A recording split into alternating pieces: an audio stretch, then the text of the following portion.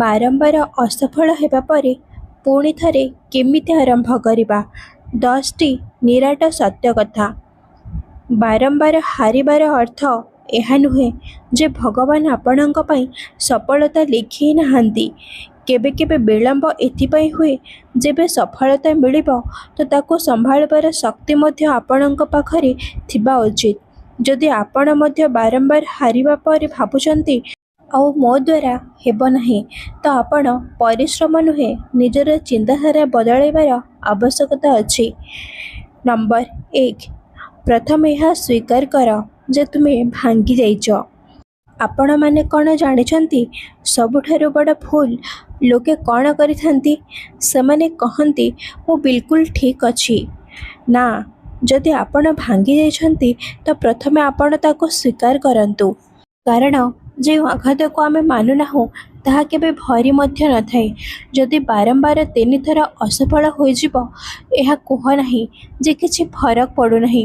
ଫରକ ପଡ଼ୁଛି ଏବଂ ସେହି ଯନ୍ତ୍ରଣାକୁ ବୁଝିକରି ଆଗକୁ ବଢ଼ିବାକୁ ହେବ। ବାରମ୍ବାର ସେହି ପଦ୍ଧତିରେ କାର୍ଯ୍ୟ କରନ୍ତୁ ନାହିଁ। ବହୁତ ଲୋକ ପରିଶ୍ରମ ତ ବଢ଼ାଇ ଦିଅନ୍ତି କିନ୍ତୁ ସେହି ପଦ୍ଧତି ଆପଣାଇଥାନ୍ତି। ମନେ ରଖନ୍ତୁ, ଯଦି ଗୋଟିଏ ଚାବିରୁ ତାଲା ଖୋଲୁ ନାହିଁ ତ ଜୋର ଲଗାଇବା ଦ୍ୱାରା ନୁହେଁ, ଚାବି ବଦଳାଇବା ଦ୍ୱାରା ଖୋଲିଥାଏ। ନିଜକୁ ପଚାରନ୍ତୁ, କ'ଣ ମୁଁ ବାସ୍ତବରେ ଆଗକୁ ବଢ଼ୁଛି ନା ଖାଲି ସେହି ଭୁଲ ବାରମ୍ବାର କରୁଛି? ନିଜ କାହାଣୀର ନିର୍ଣ୍ଣୟ ଆଜି କର ନାହିଁ। ବାରମ୍ବାର ଅସଫଳ ହେବା ପରେ ସବୁଠାରୁ ବଡ଼ ସଙ୍କଟ ବିଫଳତା ହୋଇନଥାଏ। ସବୁଠାରୁ ବଡ଼ ସଙ୍କଟ ହୋଇଥାଏ ନିଜକୁ ଅସଫଳ ମାନିନେବା। ମନେ ରଖନ୍ତୁ, ଅସଫଳତା ଆପଣଙ୍କର ପରିଚୟ ନୁହେଁ, ଖାଲି ଗୋଟିଏ କଠିନ ରାସ୍ତା ଅଟେ। ଆଜି ଯଦି ଲକ୍ଷ୍ୟ ମିଳିବ ନାହିଁ ତ ଏହାର ଅର୍ଥ ଖାଲି ଏତିକି ଯେ ରାସ୍ତା ଏବେ ବାକି ଅଛି। ହୋଇଥାଇପାରେ ଜୀବନ ଆପଣଙ୍କୁ ଅଟକାଉ ନାହିଁ, ବରଂ ସେହି ବ୍ୟକ୍ତିରେ ପରିବର୍ତ୍ତନ କରୁଛି ଯିଏ ସେହି ସଫଳତାକୁ ସମ୍ଭାଳିଥାଏ। ଏଥିପାଇଁ ନିଜର କାହାଣୀର ଶେଷ ନିର୍ଣ୍ଣୟ ଆଜି କରନ୍ତୁ ନାହିଁ। କାରଣ ବହୁତ ଥର ସବୁଠାରୁ ସୁନ୍ଦର ଅଧ୍ୟାୟ ସବୁଠାରୁ ଶେଷରେ ହିଁ ଲେଖାଯାଇଥାଏ। ଅନ୍ୟର ଗତିକୁ ଦେଖି ନିଜକୁ ତୁଳନା କର ନାହିଁ। ସୋସିଆଲ ମିଡ଼ିଆରେ ସମସ୍ତେ ନିଜର ସଫଳତା ଦେଖାଇଥାନ୍ତି, ସଂଘର୍ଷ ନୁହେଁ। ଆପଣ ଯେଉଁ ଲୋକ ସହିତ ନିଜର ତୁଳନା କରୁଛନ୍ତି, ହୋଇଥାଇପାରେ ସେ ସେଠାକୁ ପହଞ୍ଚିବା ପାଇଁ 10 ବର୍ଷ ସମୟ ଲାଗିଥିବ। ଏଥିପାଇଁ ଅନ୍ୟର ଲକ୍ଷ୍ୟ ଦେଖିକରି ନିଜର ରାସ୍ତା ଛାଡ଼ନ୍ତୁ ନାହିଁ। ଛୋଟ ଛୋଟ ସଫଳତାରେ ଆତ୍ମବିଶ୍ୱାସ ପୁଣି ବନାନ୍ତୁ। ଭାଙ୍ଗି ଯାଇଥିବା ଆତ୍ମବିଶ୍ୱାସ ବଡ଼ ସଫଳତାରୁ ଫେରି ନଥାଏ, ତାହା ଛୋଟ ଛୋଟ ସଫଳତାରୁ ଫେରିଥାଏ। ଆଜି ଖାଲି ଗୋଟିଏ କାମ ପୂରା କର, କାଲି 2, ପୁଣି 3। ଆତ୍ମବିଶ୍ୱାସ କୌଣସି ଭାବନା ନୁହେଁ, ଗୋଟିଏ ଅଭ୍ୟାସ ଅଟେ, ଯାହା ସବୁ ପୂରା କରାଯାଇଥିବା ବଚନ ସହିତ ପୁଣି ଫେରିଥାଏ। କିଛି ସମୟ ପାଇଁ ଦୁନିଆର ଶବ୍ଦ ବନ୍ଦ କରନ୍ତୁ। ଯେବେ ଆପଣ ପ୍ରଥମରୁ ଭାଙ୍ଗି ଯାଇଛନ୍ତି ତ ସବୁ ଆଲୋଚନା 2 ଗୁଣ ଆଘାତ ପହଞ୍ଚାଇଥାଏ। ସବୁ ପରାମର୍ଶ ଜରୁରୀ ହୋଇନଥାଏ।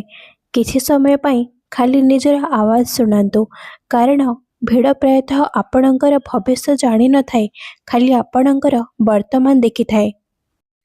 ଗୋଟିଏ କଥା ସବୁବେଳେ ମନେ ରଖନ୍ତୁ, ଜୀବନ କାହାର ଗତି ପଚାରି ନଥାଏ। 40 ବୟସରେ ଆରମ୍ଭ କର ବା 60 ବର୍ଷରେ, ଜୀବନ ଖାଲି ଏତିକି ପଚାରିଥାଏ, କ'ଣ ତୁମେ ହାର ମାନିଯାଇଛ ବା ପୁଣି ଥରେ ଛିଡ଼ା ହୋଇଯାଇଛ? ବିଳମ୍ବରେ ଫୁଟିଥିବା ଫୁଲ ମଧ୍ୟ କମ୍ ସୁନ୍ଦର ହୋଇନଥାଏ। ପୁଣି ଥରେ ଆରମ୍ଭ କର, କିନ୍ତୁ ଏହିଥର ଶବ୍ଦ ନୁହେଁ, ଅନୁଶାସନର ସହିତ। ବହୁତ ଲୋକ ନୂତନ ଆରମ୍ଭର ପ୍ରଚାର କରିଥାନ୍ତି, କିନ୍ତୁ ଅଳ୍ପ କିଛି ଲୋକ ତାକୁ ପାଳନ କରନ୍ତି। ଏହିଥର କାହାକୁ କୁହ ନାହିଁ ଯେ ତୁମେ କ'ଣ କରିବାକୁ ଚାହୁଁଛ।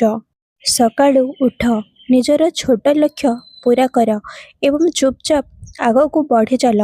ମନେ ରଖନ୍ତୁ, ଶବ୍ଦ ଆରମ୍ଭ କରିଥାଏ, କିନ୍ତୁ ଅନୁଶାସନ ଲକ୍ଷ୍ୟ ପର୍ଯ୍ୟନ୍ତ ପହଞ୍ଚାଇଥାଏ।